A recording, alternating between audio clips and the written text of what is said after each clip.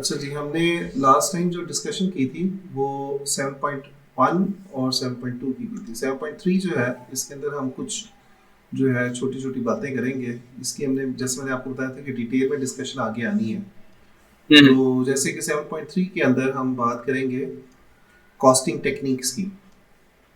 Costing techniques जो है, यहाँ पे हमारे पास डिफरेंट कॉस्टिंग टेक्निक्स हैं, लाइक एब्जॉर्प्शन कॉस्टिंग है, मार्जिनल कॉस्टिंग है, इसके अलावा और भी हमारे पास बहुत सारी कॉस्टिंग टेक्निक्स हैं, एबीसी है। तो हम यहाँ पे देख रहे हैं कि हम कई दफ़ा अपनी जो प्रोडक्ट है उसको हम एक्चुअल कॉस्ट बेसिस पे कैलकुलेट करते हैं। हम देखते हैं कि हमारे एक्चुअल जो खर्चे हैं वो कितने हुए हैं, रादर देन कि हम कोई एस्टिमेट कर रहे हो।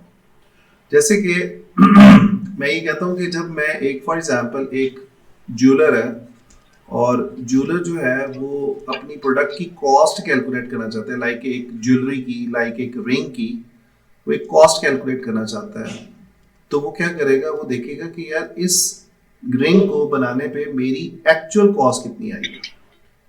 और जो एक्चुअल कॉस्ट होगी ना, ये लाइक उस दिन की, उसको बनाने की, और आपको पता है गोल्ड की प्राइस तो डेली चेंज हो रही होती है, जी। तो लिहाजा वो देख रहा होगा कि यार मेरी एक्चुअली कॉस्ट कितनी आती है, और जो भी एक्चुअल कॉस्ट आएगी वो उस दिन की एक्चुअल कॉस्ट होगी, और उसकी बेस पे वो अपनी प्राइस कैलकुलेट करके चार्ज करेगा। ठीक है। अब एक्चुअल कॉस्ट पे हम यूजुअली क्यों अपनी कॉस्ट को मेजर कर रहे होते हैं, क्योंकि हमारी कॉस्ट अक्सरों का फ्लक्चुएट कर रही होती है और हमें पता नहीं होता कि आज प्राइस क्या होगी, कल क्या प्राइस होगी, परसों क्या प्राइस होगी।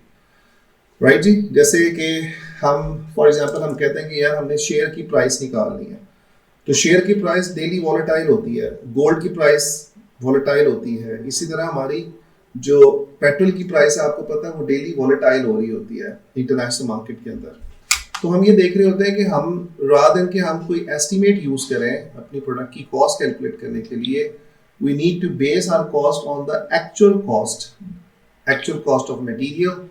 यानी कि जैसे अगर ज्वेलरी की मैं एग्जांपल देता है तो कि एक्चुअल मटेरियल कॉस्ट कितनी लगेगी in the form of gold, actual labour की जो बनाई है उसकी वो कितनी कॉस्ट होगी, और एक्चुअल ओवरहेड्स कितने होंगे। ठीक है। तो हम एक्चुअल बेस यूज करेंगे to calculate our product cost, इसको बोलते हैं एक्चुअल कॉस्टिंग। उसके बाद एक नॉर्मल कॉस्टिंग। नॉर्मल कॉस्टिंग यहाँ पे हम देखते हैं कि हम, जैसे कि अगर आपको थोड़ा बहुत याद हो, मैं इसलिए आपको थोड़ा सा एग्जांपल दे देता हूँ कि आपके पास थोड़ी सी बेस है, लेकिन जहाँ पे मुझे जरूरत होगी कि मैं एक्सप्लेन करूँ आपको डिटेल में, वहाँ पे मैं आपको एक्सप्लेन कर दूंगा।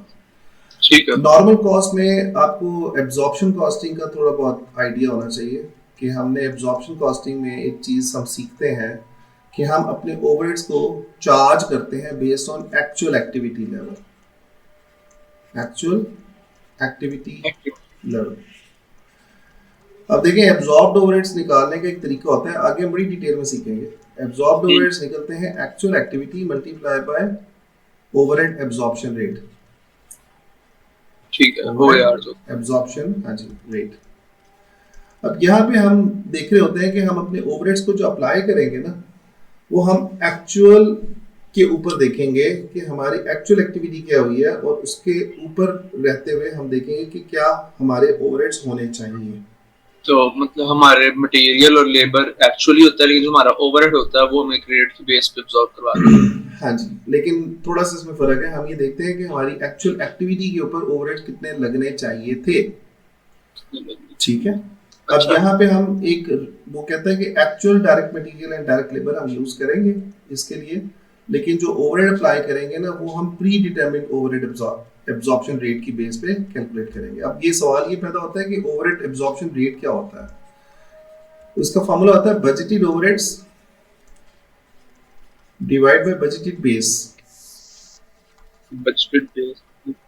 बेस क्या क्या हो सकती है कि ऐसी बेस जिसके ऊपर हमारे ओवरहेड्स कैलकुलेट होते हैं। It can be labour hours, अच्छा। It can be machine hours, और it can be units. Right. अब यहाँ पे हम ये कह रहे हैं कि हमारे जो नॉर्मल कॉस्टिंग में हम ये कहते हैं कि हमारे जो कॉस्ट होगी ना मटेरियल की और लेबर की, वो तो एक्चुअल होगी, और एब्जॉर्ब ओवरहेड्स हम एक्चुअल एक्टिविटी पे देखेंगे।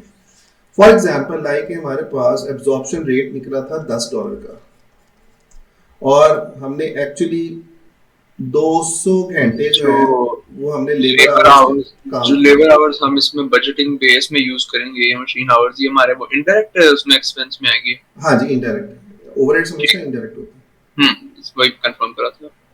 ठीक है।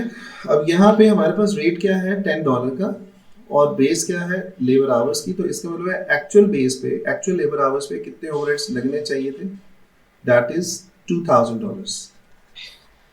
अभी आप सिर्फ इसका बेस समझ लो, ज्यादा इसकी ठीक। डिटेल में हम आगे जाके आएंगे इसके अंदर। ठीक है। वो कहता है इट, यहाँ पे ओवरहेड्स को हम एब्जॉर्ब करेंगे, यानी कि चार्ज कराएंगे और अप्लाई करेंगे। रिड्यूसेस यूनिट कॉस्ट वॉलेटिलिटी, इससे भी हमें फायदा ये होगा कि हमारी जो वॉलेटिलिटी है, फ्लक्चुएशन है, कॉस्ट ऊपर नीचे हो रहा है, वो वो नहीं कम हो होगी। फिर हम इसके अंदर कैलकुलेट करेंगे अंडर और ओवर एब्जॉर्ब्ड। अंडर और ओवर एब्जॉर्ब से क्या मुराद होती है कि हम जब एब्जॉर्ब्ड ओवरहेड्स कैलकुलेट करते हैं तो हम इसको कंपेयर करते हैं हमारे अपने एक्चुअल ओवरहेड से। अब ये जो डिफरेंस है ना इन दोनों का, इसको हम बोलेंगे ओवर या अंडर एब्जॉर्ब्ड ओवरहेड्स। इन दोनों का फर्क क्या कहलाता है, अंडर या ओवर एब्जॉर्ब्ड ओवरहेड्स कहलाता है। अब फॉर एग्जांपल कि मैं चाह रहा हूं कि मैं देख रहा हूं कि मेरे ओवरहेड्स $2000 के होने चाहिए थे, लेकिन एक्चुअली वो $1500 के हुए हैं। इसका मतलब कि मेरे जो $500 है इसको हम बोलेंगे over absorb over overheads. Absorb. ठीक है। तो ये यहाँ पे हमारी कैलकुलेशन होगी जो नॉर्मल कॉस्टिंग में हम बात कर रहे हैं। तो मतलब हम ये भी कह सकते हैं कि हमारा 500 से एक्सपेंस ज्यादा लग गया। हाँ जी, 500 ज्यादा एक्सपेंस लग गया, हमने ज्यादा अपना एक्चुअल से हमने ज्यादा खर्चा एस्टिमेट किया हुआ है। तो ये अच्छा। डिटेल में आएगा, इसके बारे में परेशान आप ना हो। उसके बाद एक एक्सटेंडेड नॉर्मल कॉस्टिंग है, उसके अंदर हम बजटेड रेट्स यूज करते हैं even for the direct material, direct labour and overheads. ऊपर अगर आप देखें ना तो वही कह रहा है कि हम नॉर्मल कॉस्टिंग में एक्चुअल मटेरियल और लेबर लेंगे जो एक्चुअल लगेगी, ओवरहेड्स हमारे हमारे एब्जॉर्ब होंगे। ओवरहेड वो बजट होते हैं। और वहां पे एक्सटेंडेड नॉर्मल कैपेसिटी में, नॉर्मल कॉस्टिंग में हम क्या कह रहे हैं कि we will use the budgeted rates for the direct material, direct labour and even the overheads. ठीक है। Then there are more costing systems which are also known as to be the cost accumulation system. Cost accumulation systems are, we will touch this in a very much detail, or we will cover this in very much detail later on. Like we'll talk about the job order costing. It will come around like in the study unit 7, in the 8th unit or the 9th unit, right?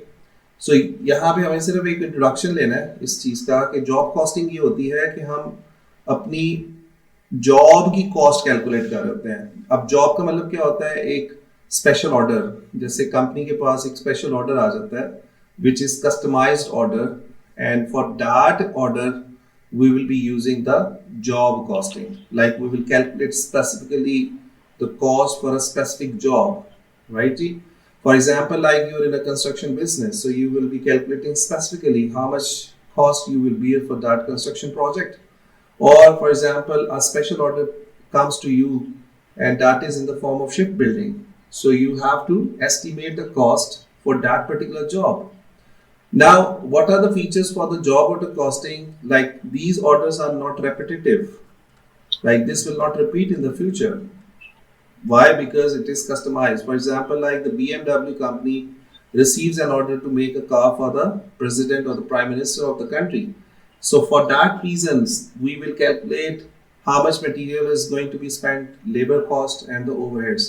So इसके अंदर usually हमारे जो job order costing है इसके अंदर हमारी cost ज्यादा होती है because it is for the customised order. Then the second type of the costing system is the process costing. Like we will calculate like where we make the product with the continuous production processes. Like for example, like the chemicals or the food processing businesses, or for example, like the chemical businesses, like the for example, like the cement manufacturing businesses, or the you have the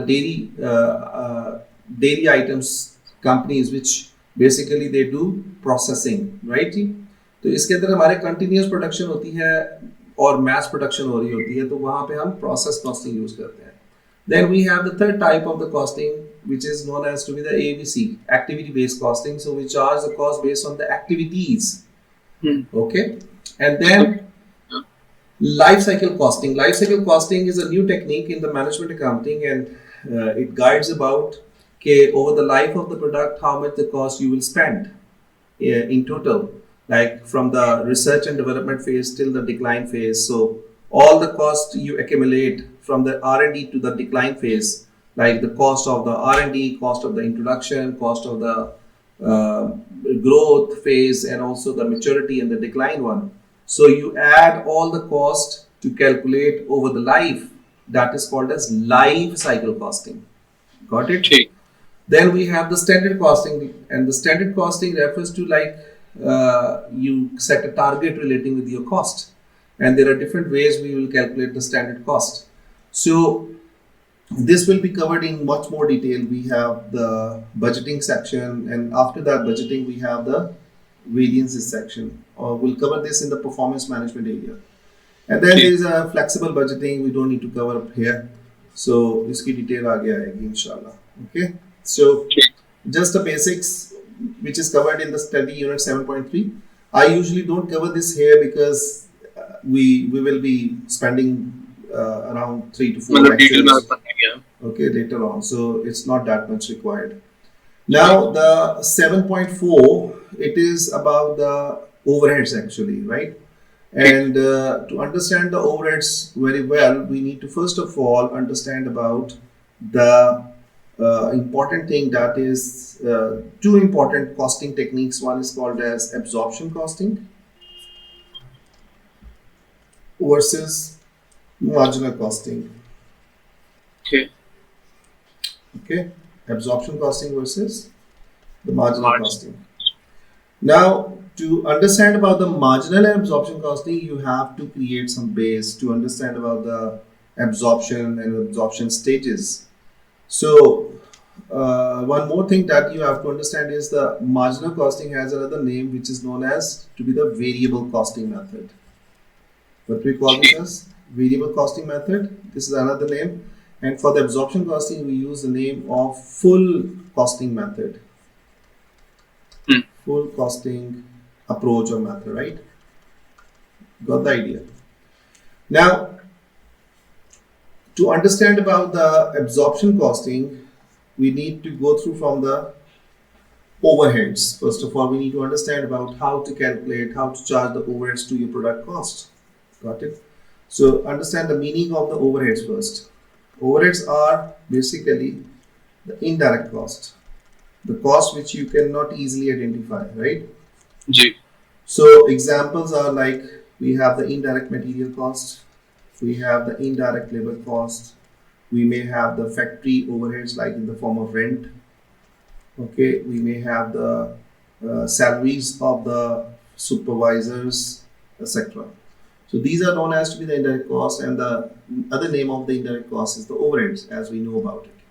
Now, indirect cost can be related with the production activity, or the overheads can be related with the production activity, or it can be related with the non-production activity in the business.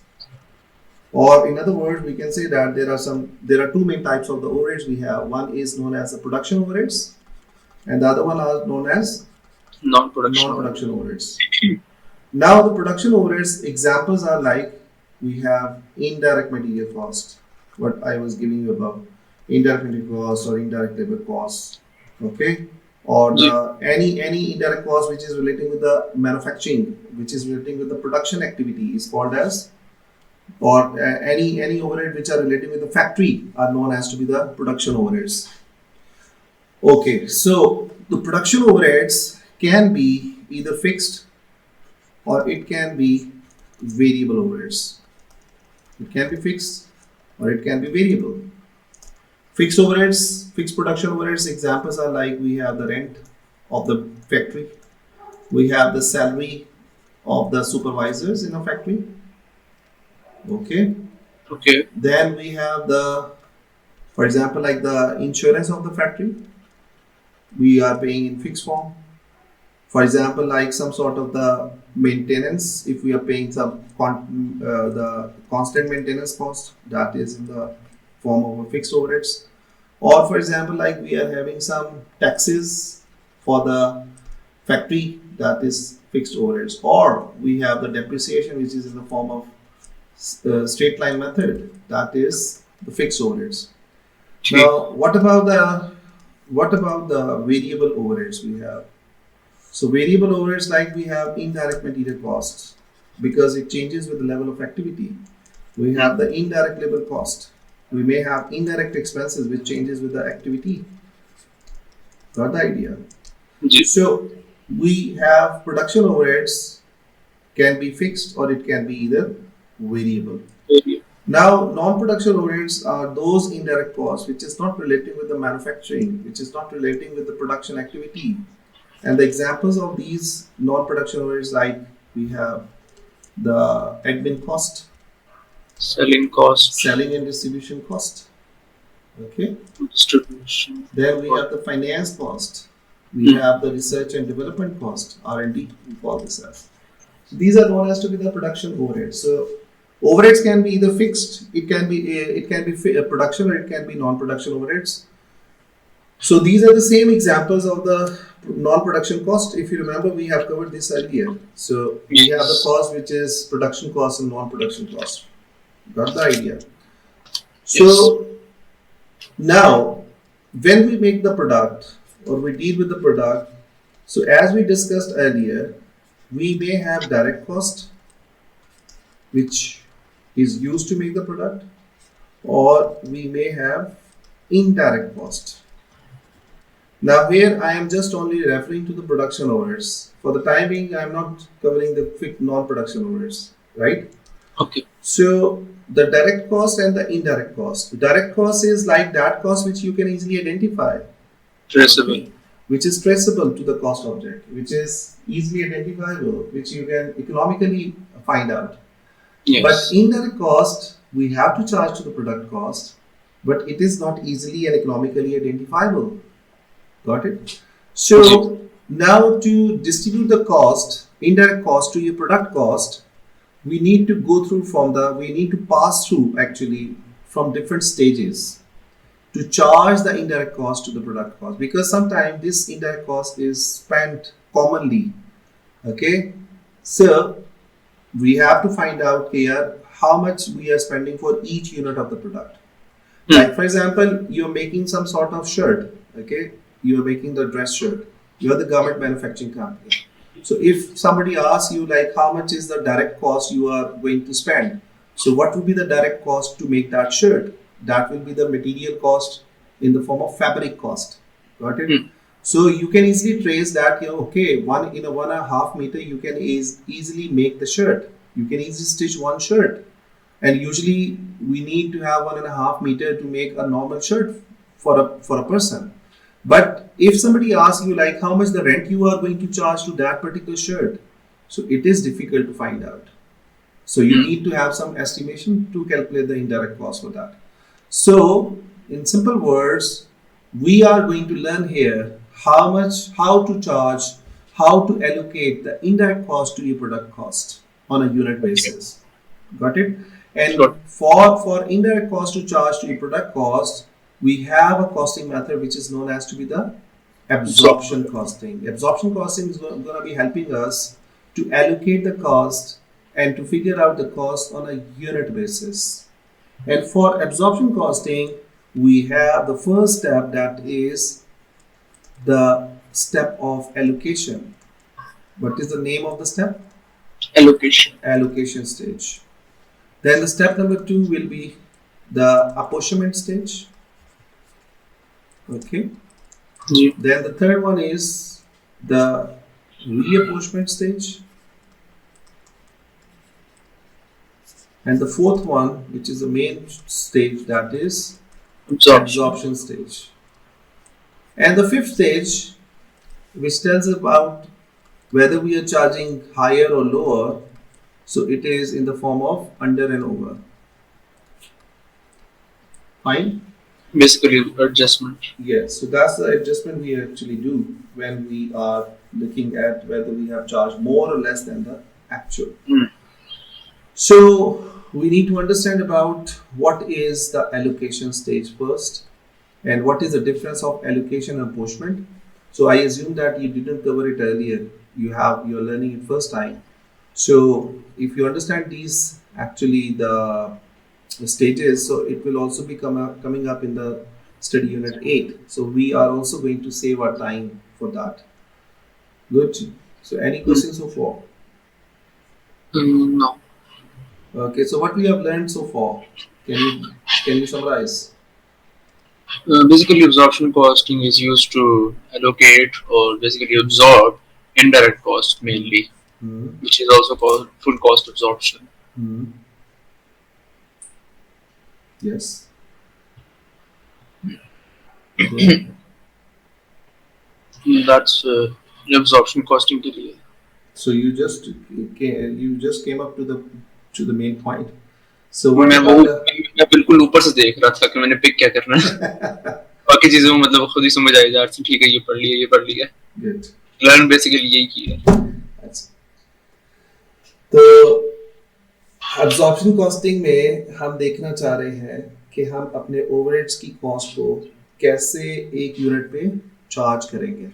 ठीक है, क्योंकि direct cost को तो trace करना आसान होता है, समझ आ लेकिन इनडायरेक्ट कॉस्ट को तो आप इजी ट्रेस नहीं कर सकते. Like how you can trace up the rental cost in your product cost, how you can trace the electricity cost in your product cost, how you can trace the insurance cost into your product cost, right? ये सारी वो भी वो उसमें आती हैं. ये वो है प्रोडक्ट कॉस्ट है. प्रोडक्ट कॉस्ट नॉन है, प्रोडक्ट है इसलिए उनका डिफरेंट होता हाँ है. जी, अभी अभी हम सिर्फ प्रोडक्शन की बात कर रहे हैं, अभी हम नॉन जी. प्रोडक्शन की तो बात कर ही नहीं रहे. मैं वही कह रहा हूँ, नॉन प्रोडक्शन की डिफरेंट होती है. हाँ, इसलिए कि हमने ये देखना है कि कॉस्ट ऑफ प्रोडक्ट क्या होगी जिसके अंदर हमने डायरेक्ट और इनडायरेक्ट दोनों को चार्ज करना है. ठीक. And the standards also ask us, like the standard is also saying, particularly the US GAAP, that when you are calculating the cost of your product, so you should take both of these, direct and indirect cost. And even we have the standard, which is also, we have the US GAAP, which is directing us that when you're calculating the cost of your inventory, which eventually it comes from the cost of your product, so that should be based on the full costing method. Full costing refers to the direct as well indirect cost. Got the idea? Now, to understand all these steps, we need to also understand one more concept, which is known as to be the cost centers. What we call this as? Cost center. Cost centers. Cost centers are basically, these are the departments. This can be the divisions of the company. This can be your item of machinery. It can be an activity for which we just calculate the cost. So any center, any location, any department, any person, even so, where we are just calculating the cost, so it is called as a cost center. And these cost centers can be of two types. It can be production cost centers, or it can be the service cost centers. Production cost centers, like we have the assembling department. It relates to the production activity, by the way. The second is we have the cutting department. We have the finishing department. Okay. In the factory. So these are production cost centers. On the other way around, we have the service cost centers. Service cost centers, they provide the services to the other department. Like we have the maintenance department of the company in the factory. We have the canteen in the factory, right? We may have the payroll department in the factory. So they are not involved in making the product, or they are not in the production activity. They are in providing the services, right? So for example, like if you get a problem of electricity, you call upon the maintenance section. Maintenance department come and they will rectify the problem. Then you have the cutting department, for example. They need maintenance services. And for example, all of these production cost centers, they want to enjoy the meal. So where they will go and they will eat. So they will go to the canteen. Got the idea? So we need to understand about the cost centers. And to allocate the cost, we need to understand these two cost centers, production cost centers and service cost centers. Now, what is the first step? The first stage was the allocation stage. Allocation refers to like when you know exactly how much is the share of the overheads each department has. So you will just distribute it. So the meaning of the allocation is to distribute the cost among the cost centers. Got it? And here, once again, we are just referring it to the production overheads. Okay, Mm. got the idea. For example, like a father before his death, he writes a will, Mm. and he writes a will that after his death, A will get his one son will get, for example, 50% of the property share. B will get 20% of the property share, and the C will get 30% of the property share, for example. Mm. So now, after his death, this will be opened, and then the lawyer will come to distribute the property as per the share. Got See. it? So when you distribute it, you know the share of each departments, whether it is a production cost centers or the service one. So you know exactly how much is the share you have to distribute. It is तो called ये as, ये वो basically pre determined part है जो ऊपर discuss की थी. yeah. So it is known as to be the allocation stage. ठीक. Got it? But what about the apportionment stage? Apportionment stage is where apportionment means you need to first select the base, okay, and then you distribute the overheads. In the allocation stage, we know how much is the share, but apportionment, we don't know the share, and it's mainly for the common overheads that we have. For example, like rent. So how you are going to distribute the rent? You will choose the base of the area occupied. So the department which has more area, he will get more share of the rent. Got it? Yeah. Then we have for the electricity. For the electricity, which base we use? Kilowatt hours. Okay. Then, for example, like we have canteen cost. Which base you will use? The number of meals served. Okay. So you may have different overheads which are commonly be incurred. So you will choose the base first, and then you will distribute it by choosing the appropriate base. So this is the main difference among the apportionment and the allocation stage. Now, if I come to the same example of writing a will. So, for example, there is no will now, okay, and you Okay. have the property which you have to distribute to your to the three kids actually. So, for example, a person has two sons and one daughter. Okay. Now there is no will. So what you'll do? You will give share twice than the daughter's share. Okay. So as per Yes. the Islamic laws, Islamic teachings, you will choose this as a base. What Islam says about distribution of the property, and you choose a base that every son has to get two share. So how many shares will be there in total? There will be 5 shares in total. Got it? So what will Yes. the proportion everyone will be getting? Like 1 A, how much A will get? A will get 2 over 5. B will get how much? 2 over 5. And C, the daughter one, she will get 1 over 5. Got it? So this Yes. is how you're going to distribute the property. Because there was no base, it was common property, and you were not having any base to distribute, so you have chosen an appropriate base, and you will be distributing it among your kids. Any questions so far? नहीं ठीक है continue. ठीक है? जी. कोई सवाल? No. अच्छा जी, अब हम बात करने लगेंगे रीअपोर्शमेंट की. रीअपोर्शमेंट क्या होती है? रीअपोर्शमेंट होती है कि जब आपने after allocation and after apportionment, let's suppose that there are 4 departments we have: X, Y, C, and M. X and Y are basically the production cost centers, and the C and M is the service cost center, right? Okay. Now you have done the allocation and apportionment to all of the department, right? You have given the share to the X, Y, and C and the M. C is the canteen and the M is the maintainer, right? Yes. Now, in the reapportionment stage, what we do, basically we distribute the cost of services to the production cost centers. So we distribute whole cost to the X and to the Y. So this stage is known as to be the reapportionment stage. Fine.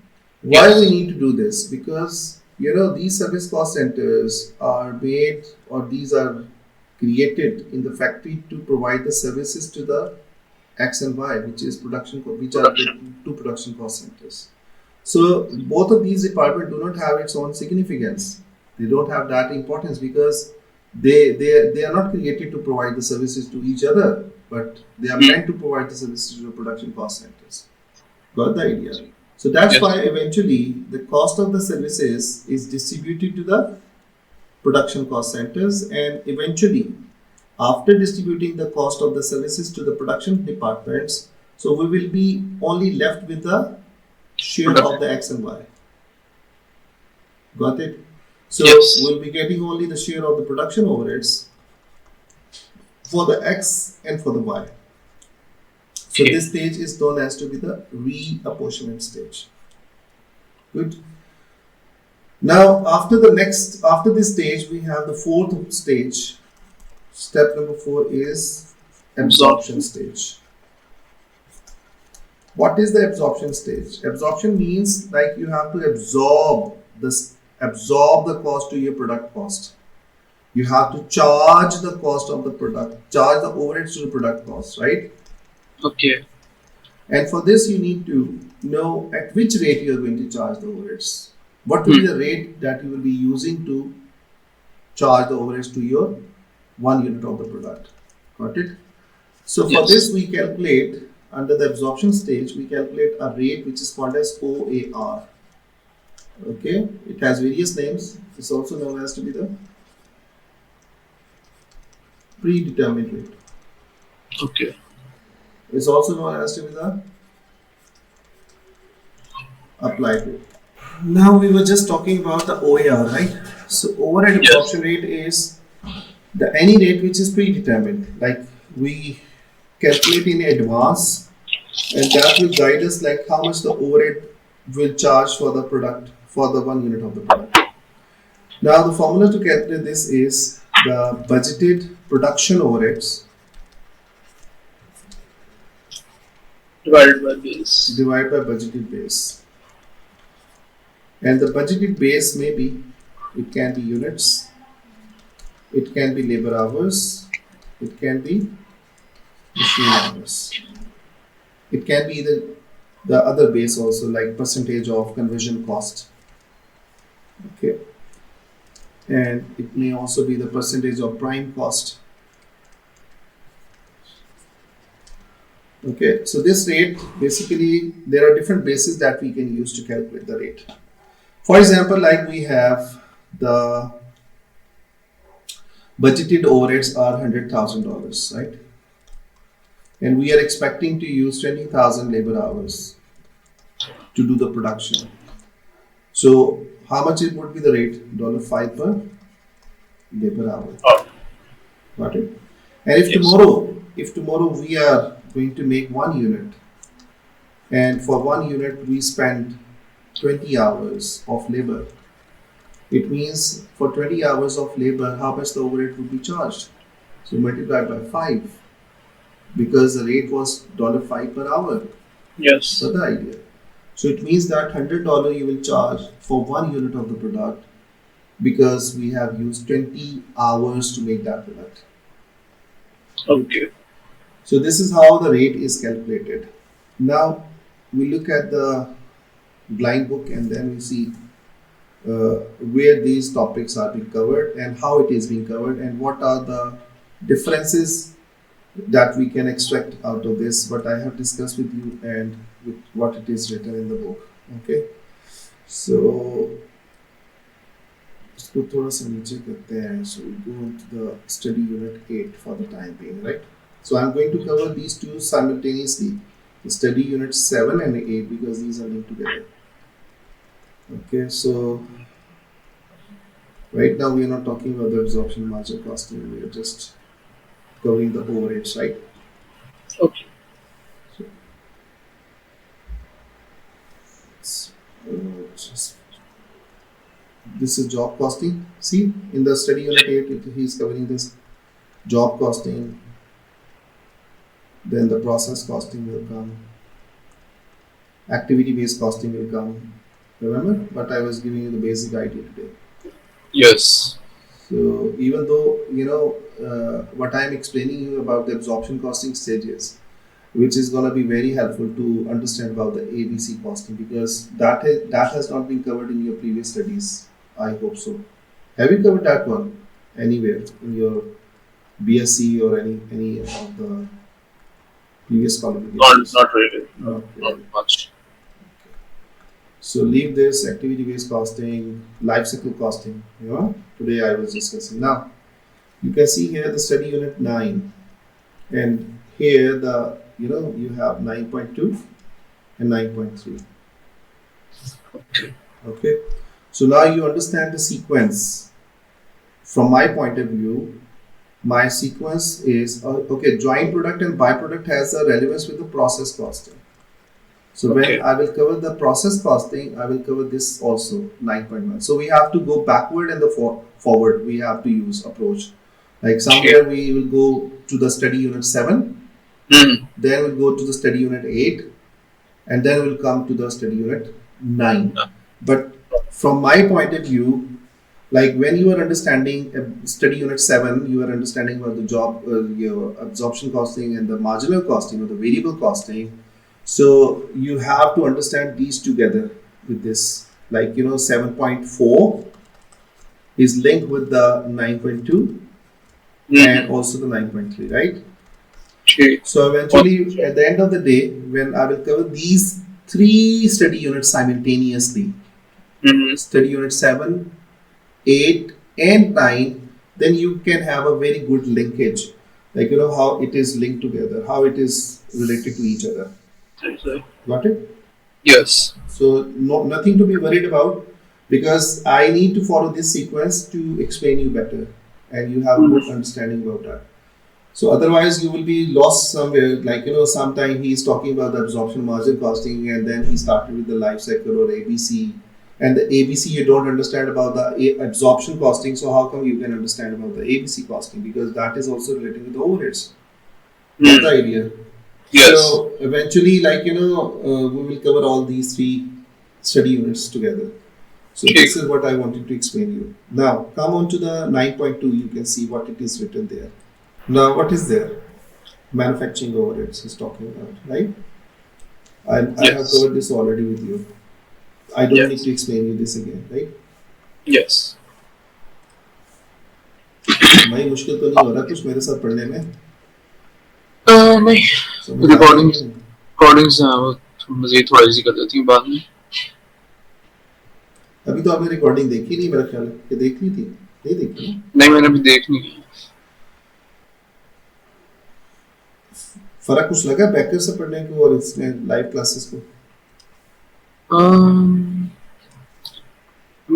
हाँ, I would say. Backer में I just have to follow whatever they say. Like उन्होंने कह दिया वो बस वही है. I cannot argue with that. मैं वैसे आपका एक फीडबैक लेने की कोशिश कर रहा था कि are you happy with this online sessions? Okay, so what is covered under the manufacturing? That's basically like we are calling this as a manufacturing overheads. And the other name what we have learned, that is production overhead, right? Yes. Production overheads or manufacturing overheads, or there is another name that is factory overheads. Okay, good. Now, indirect labor we know already. We have the fixed operating cost, factory operating cost, sorry, that is utilities and all that.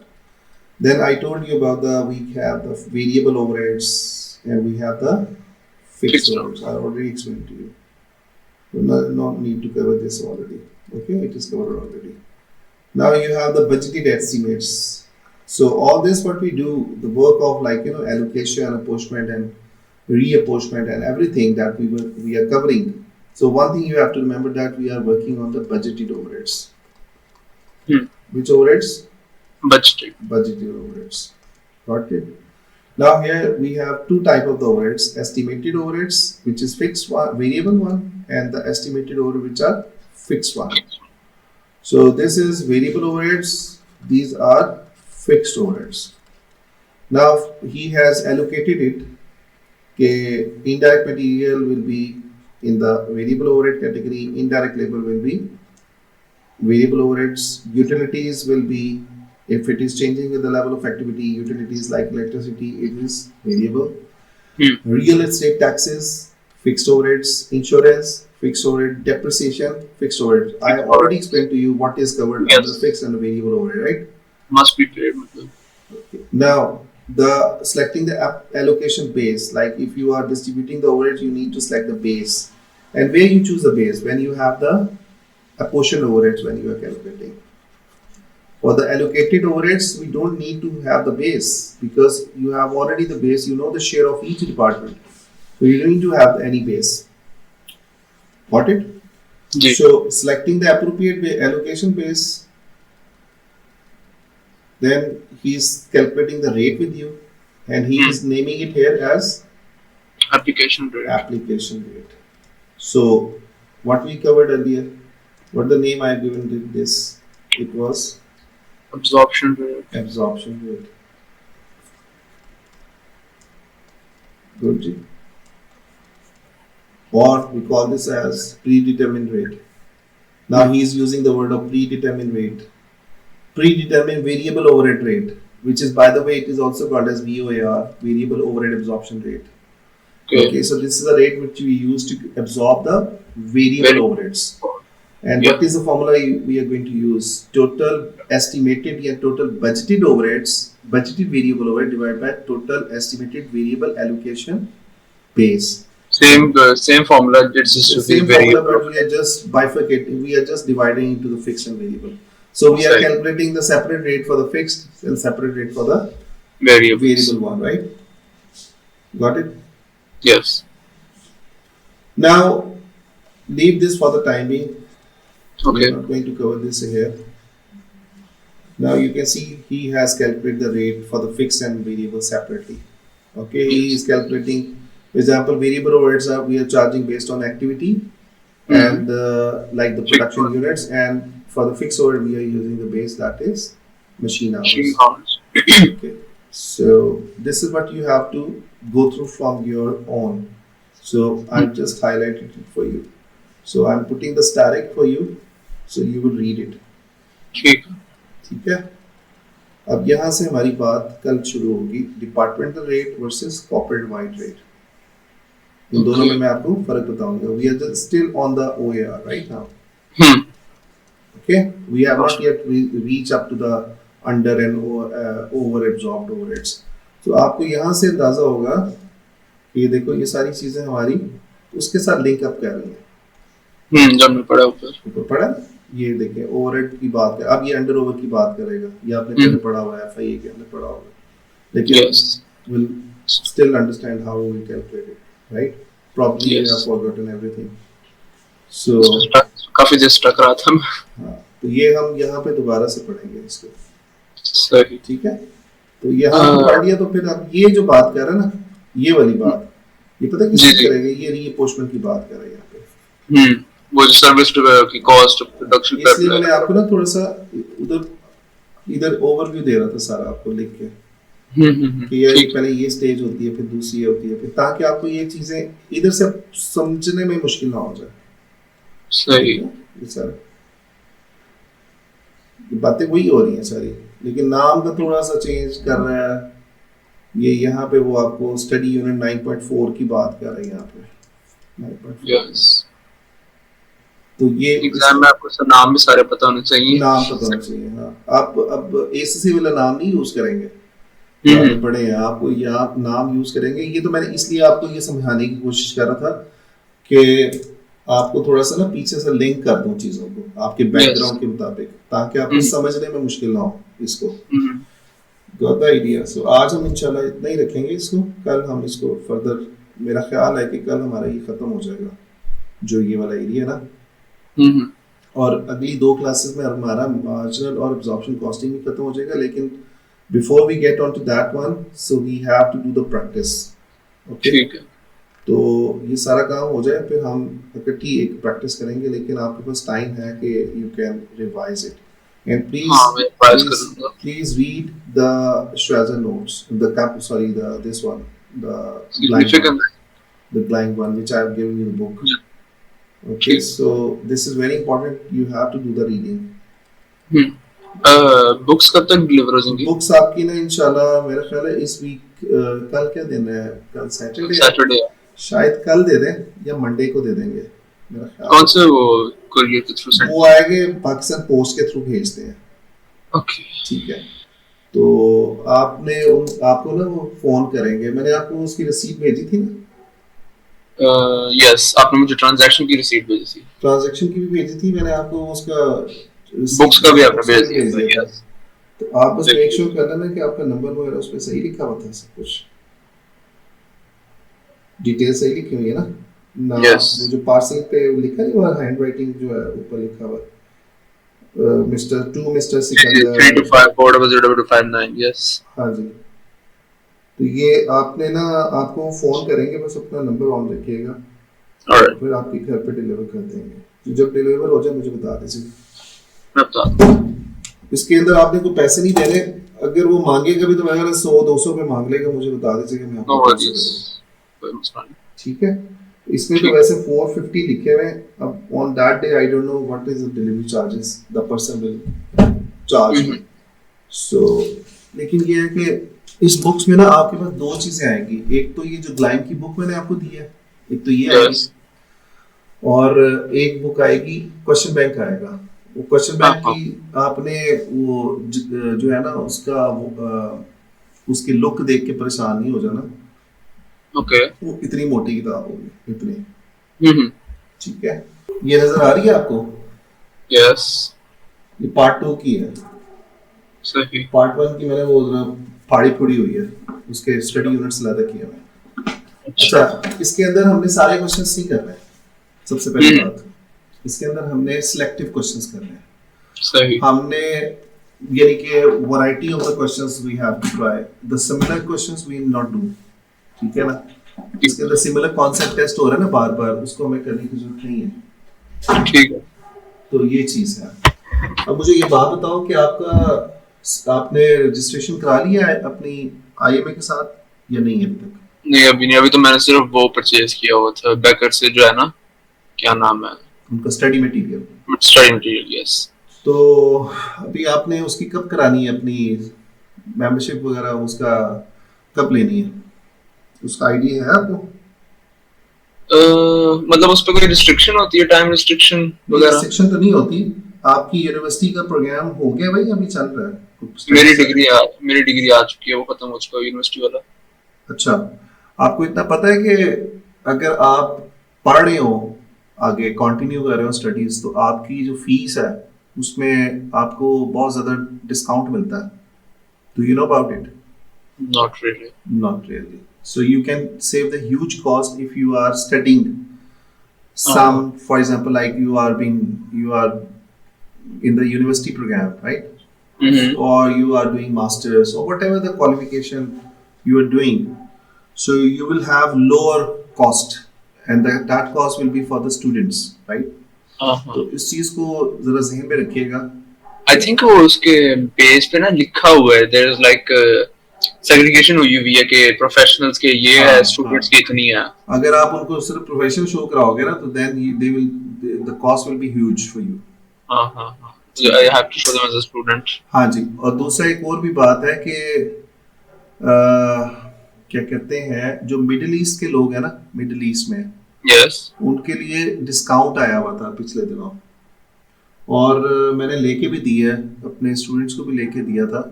आप तो अभी register हुआ है ना, उससे पहले मैंने register, यानी कि एक तो स्टूडेंट फीस है ना, स्टूडेंट फीस के ऊपर भी डिस्काउंट आया हुआ था, यानी कि 25% का ऑफ था।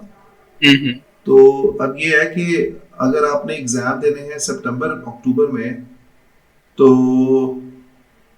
कुछ हम थोड़ा सा वेट कर सकते हैं, शायद डिस्काउंट दोबारा आए तो आप फिर पे कर देना। लेकिन उसके लिए एक जरूरी चीज़ ये होगी कि आपको एज ए स्टूडेंट भी अपने आप को कहीं ना कहीं कराना पड़ेगा, एनरोल कराना पड़ेगा किसी प्रोग्राम में। ठीक है, सही किसी भी आम से प्रोग्राम में जिसकी नॉमिनल कॉस्ट हो उसमें आप एनरोल करा लेना। ये मैं आपको इसलिए बता रहा हूँ कि आपकी कॉस्ट सेव हो जाएगी इंशाल्लाह। ठीक है, अगर मेरे पास वाउचर आ जाता है कोई डिस्काउंट का तो I will share with you and you can pay, but still I would recommend you to go for the student. You can get some admission in the student, or if is your ACCA ongoing, or are you paying subscription for the ACCA? नहीं, वो तो काफी देर की like outdate हो चुकी है। आपने सिर्फ FIA किया था, उसके बाद सब्सक्रिप्शन नहीं दी? नहीं, I just did like foundation level and that was it. Okay. And then you were just when you were in the 9th or 10th class you started with the FIA, or when did you start actually? नहीं, आप 10th खत्म हुई थी ना, उसके बाद there was like a year long pandemic. Okay. Pandemic के and पे फिर वो ACCA स्टार्ट किया था, FA1 MA1, अच्छा, फिर आपने HND किया था? या वो फिर फाउंडेशन करने के बाद ना फिर वो HND की तरफ आया। तो आपको HND में कोई फायदा हुआ था FIA का? Not really, other than time saving or degree. So how long it took to complete the HND? 2 years? Yeah, 2 years HND और final year top up year जिससे मैं अभी recently free हूँ। जिससे जो 3 years का आपका टोटल प्रोग्राम 3 years का था HND? Total program 3 HND 2 years का था। जो टॉप अप ईयर था ना फाइनल पे वो 1 year का था, basically 10 months. So you get then the university program. You got a degree from the university actually then? Yes. So which university? I'm asking because I am also planning for my son to do this. I don't want him to do the matric. So I want him to do he might need matric. Okay. For the HND program. Yes, HND program and मुझे तो exemption मिली थी ना क्योंकि मैंने ये foundation किया हुआ था HSCA का। I got to skip 2 levels. I got started straight from HS4 or something. वही मैं आपसे पूछा था ना कि आपको exemption मिली होगी ना HND के अंदर FIE मुझे foundation करने की वजह से exemption मिली थी। सही है। अच्छा, तो आपको याद है तकरीबन HND पे कितना खर्चा हुआ होगा आपका तकरीबन? It was 60,000 per semester for me. And there were like 4 semesters. How many? 4 semesters. So 240K. Yeah, over the course of 2 years. And what about the university program?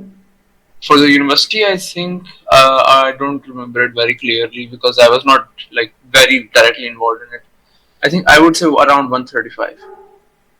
135,000 rupees. Ji. After getting all the exemptions. And which university it is? University of Greater Manchester. University of Greater. They have the, I think so, office in. They have the campus in Islamabad, I think so. Or they just recently opened it. I don't know. I wouldn't know about that. I wasn't really very respectful of them or interested in them. They were very lazy or in some ways. तो मैं कहा बस ठीक है degree लेके फारिग करते हैं इनको। अच्छा। So do you think like it has added value or in Pakistan terms? Compared to Pakistan, I would say it has slightly enhanced value. I would say. Yes, but HSE doesn't recognize you. What? HSE recognizes this university in Pakistan or not? Yes, it does. Recognize. Yes. So that's the thing. Like it's quite cheaper than. So if you did the HND after the FIA, so then you did the university and now you can enroll easily for the master's program and it will be for 1 year? Yes. But since I plan to like do masters abroad and to live abroad, I need some sort of job. To get a job, I need to have something of value on my CV, which is why I'm doing the CMA. So I can get a relevant job. At the same time, like you have the academic and the professional qualifications together, so that will give you the advantage. So it took you for HND after FIA. How long it took you in terms of years? HND itself, 2 years. 2 years. And it was the institute fees or it was the UK fees that you have paid for? For HND, it was institute fees. Institute fees, so it covers everything. The exam as long as it is concerned with the university only. आपने कौन से institute से किया था HND? ये HND मैंने किया था British education and training system, BETS जो है ना, ये मुस्लिम टाउन पे जो है। यस एग्जैक्टली, मुस्लिम टाउन, बरकत मार्केट से आगे जो है। कैसा है इनका system? It's like getting home tutored. यही मैं आपसे पूछने लगा था। तो Yeah. आप एचएनडी खुद नहीं कर सकते थे? कर सकता था, but you know it was a fun experience. सही है, ठीक है। लेकिन यार ये ठीक है, ये आपकी एफएससी आपने नहीं ना की, फिर आपने डायरेक्टली एचएनडी किया। I would honestly say अगर एफएससी कर सकते हैं ना बंदा, अगर उसको पता है कि एफएससी से आगे उसके पास क्या रूट है, it is AI proof, it is like future proof, वो उसके लिए अच्छा है। I would suggest actually go for FSC अगर उसको पता है वो क्या कर रहा है। लेकिन अगर if they don't know, if they're just going to waste time, change your route. आप ये नहीं समझते कि आपको फायदा हुआ है एचएनडी का? मुझे HND was just basically like you know an escape, क्योंकि मैंने वो फाउंडेशन कर दिया था ACCA का, and I did not know where else to go because it felt very difficult for me. I was too young for it. तो HND just acted as like an escape, you know, कि अच्छा मैं यहाँ पे आ सकता हूँ, मैं मेरा टाइम ज़ाया नहीं होगा। So why did you choose to go for the ICOM or the other qualifications like intermediate like ICOM? It was more relevant to the FIA. अगर आपने, लेकिन उसमें ये होना था ना कि आपको वो यूनिवर्सिटी में उसका फायदा नहीं होना था इंटरनेशनल लेवल पे, आपको एचएनडी की वजह से वो एडवांटेज मिल गया ना। यस एग्जैक्टली, तो एचएनडी ग्लोबली रिकॉग्नाइज्ड है। ये आपके वालिद साहब ने सारा मुझे बता रहे थे कि उन्होंने सारा ये प्लान आउट किया था आपको। मैं बेसिकली मेरा तो प्लान था वो उसका एनिमेशन वगैरह की जाने का, डिफरेंट मेरे प्लान थे, लेकिन उन्होंने डिफरेंट प्लान किया हुआ था। मैं कहा ठीक है, मैं क्या कर सकता हूं। So are you the only son? Are you the only son he did the planning for you? Yes. मेरी छोटी बहन है, she's just going on a straight line, you know. But eventually I can tell you, you know, despite he's the IT manager, your dad is, Internet guy. Yeah, so he is basically, you know, I was amazed to learn from your उनकी research बहुत अच्छी है, उनकी research बहुत अच्छी है। इसलिए कि उन्होंने जो आपके लिए पाथ बनाया ना, ये पाथ जो अकाउंटेंट होते हैं ना, यानी कि जो क्वालिफाइड होते हैं, उनको पता होता है कि यार उन्होंने किस तरीके से अपने बच्चे को लेके जाना है। आईटी के लोगों को नहीं पता होता। आई रियली अप्रिशिएट कि उन्होंने ये पूरा पाथ आपके लिए डिजाइन किया है, and eventually one day you will be, you know, doing lot of prayers for your dad. I hope to. I can say it, you know, onto your face easily because आपको इस चीज़ का अंदाज़ा अभी नहीं हो रहा, लेकिन at the end of the day जब इंशाल्लाह आप अपनी प्रोफेशनल लाइफ में जाएंगे ना, आपको इसका बहुत अंदाज़ा होगा जाके आगे। लेकिन जैसे आपने FMPA किया, आपने FMVA किया, ठीक है, तो उसमें भी मैं बड़ा हैरान हुआ कि यार ये इतना इंसान का दिमाग वहां तक नहीं जाता, इसलिए कि लोगों को पता नहीं ना इस बात का कि इसके सिग्निफिकेंस क्या है, लोगों को कम पता है। तो ये चीज़ है, मैं आई रियली अप्रिशिएट, और मैं इसी चीज़ को ना सोच रहा था अपने बच्चे के लिए। तो आप लाइव एग्जांपल आ गए, तो मुझे इसलिए मैं सारा ये पूछ रहा था। अब आपको भी, आपके लिए भी वो मतलब बन जाएगा एविडेंस कैसे क्या बनता है। यार ये इतना टाइम आपका देखिए ना, आप right now what is your age? 22. So right now you are the graduate, and you are not a Pakistani graduate, you are at the international level. Yes. So कहने का मतलब है कि आप कम टाइम में I think so you have achieved your targets at this age, and eventually like in a 6 month time or the 1 year maximum you will be, or even less than a month, less than a year, so you will be having the professional certification with you. इससे आपको इसका आपको बहुत फायदा मिल जाएगा इंशाल्लाह आगे चल के। तो ये चीज़ है। बाकी मुझे अच्छा लगा कि यार आपको एक प्रॉपर डायरेक्शन जो है ना आपके वालिद साहब ने दी है। तो बहरहाल मुझे मिलने का उनके साथ इश्तिहाक था, शायद वो चले गए मेरे घर वापस अब। No, he is actually leaving tomorrow night. अच्छा, चले मेरा सलाम कहिए उन्हें। मुलाकात का शायद चांस तो अब नहीं बनेगा, इसलिए कि बड़ी ईद पे हो सकता है। बड़ी ईद पे होंगे। चले इंशाल्लाह उनसे मुलाकात भी होगी, और आपने अगर मेरे से मुलाकात करनी हो तो आप मेरे से भी मिल सकते हैं. You are not that far from the, I think so, Muslim town. It will be closer. So otherwise, if you come to my place, so you have to come to 30 kilometers, I think so, from there to there. तो ये है कि इंशाल्लाह मुलाकात करेंगे किस दिन उनसे. ठीक है, चल सिकंदर, इंशाल्लाह मुलाकात, कल डिस्कशन होती है, कल हम काफी हद तक इसको ना कंप्लीट कर लेंगे अपनी डिस्कशन को. ये जो स्टडी यूनिट 9.4 है ना, इसको, और इंशाल्लाह we'll try some of the questions from study unit 9 and also study unit 7 simultaneously. ठीक है, ठीक है, ओके, थैंक यू, अल्लाह हाफ़िज़.